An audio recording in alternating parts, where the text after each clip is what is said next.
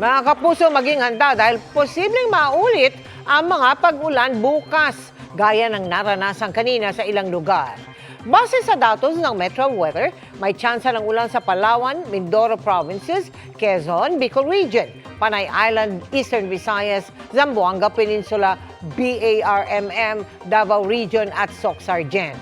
May malalakas na ulan lalo na sa hapon, kaya maging alerto sa posibleng pagbaha o landslide. Sa Metro Manila, may tsansa rin na maulit ang buhos ng ulan, pati na pagkulog at pagkidlat bukas ng tanghali o hapon.